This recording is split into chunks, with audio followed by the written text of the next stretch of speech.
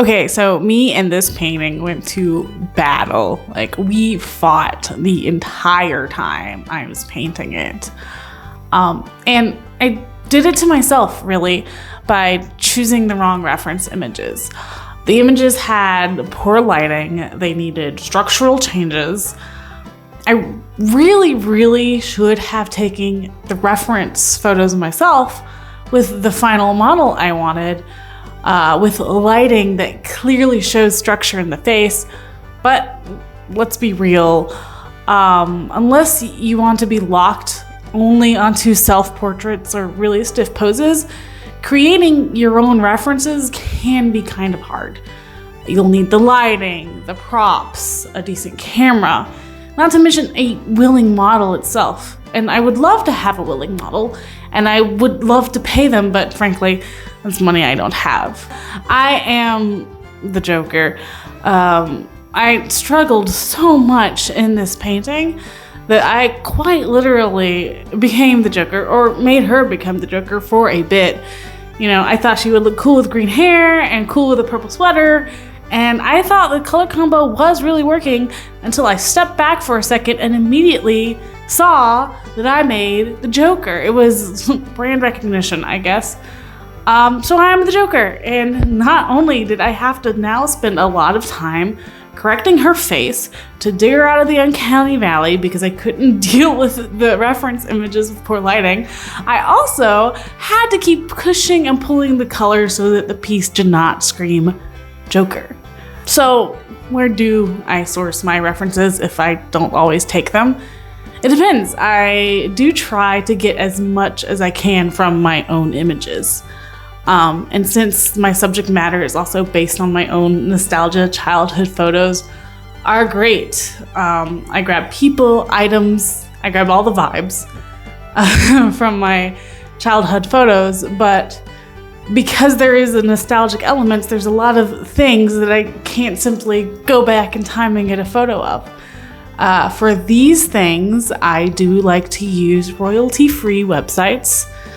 Places like Pexels or Unsplash offer free quality images, and many of my model references do come from there. There are objects in my paintings, eBay images, or images from manufacturers work really well.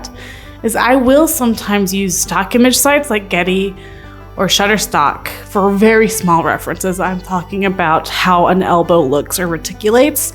I won't, because I don't pay to only reference the bend of an elbow, but I will supplement with those when I am changing so much and using so little of the image that I don't believe it infringes on any artistic rights. But before even I supplement with those types of images, I try to supplement with any images that I do have the capability of taking myself. Like the hands that I reference in this painting come from an image I shot of my hands.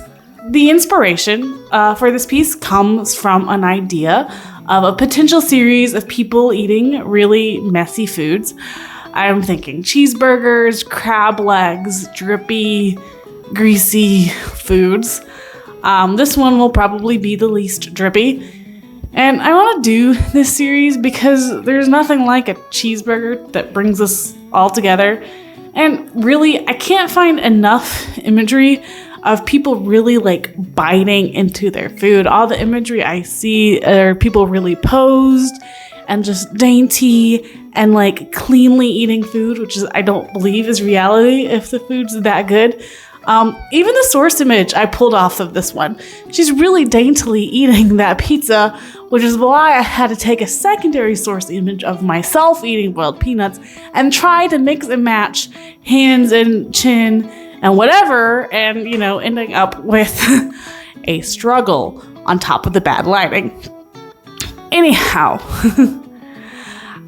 I want to show pictures of people actually enjoying food. And I started with boiled peanuts, mainly because I was just craving boiled peanuts at the time. Boiled peanuts do bring back a few memories, oddly enough. The best ones, as we all know, are from the roadside stand. Of course, no argument. I love those. But the ones I usually end up eating more often than not are from the crock pot at Circle K or, the Pilot or whatever other gas station nearby. I used to have a gig where me and a coworker would drive down to a rural spot in Georgia, set up an art show for the kids, and come back at night. And we'd always have a pit stop at the gas station and get a huge cup of boiled peanuts, eat it all the way back. And it was just really bonding. It's just hot water, really. So you bond over it just as good as you bond over coffee or tea.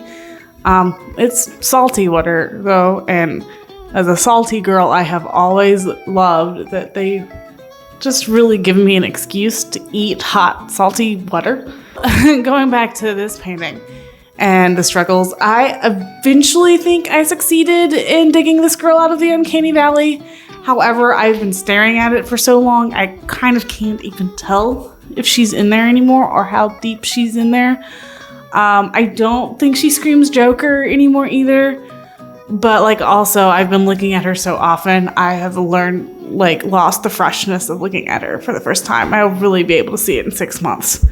But I'm not going back into this painting. She's done. Anyways, she's got her green hair and her boiled peanuts and really simple, bold colors.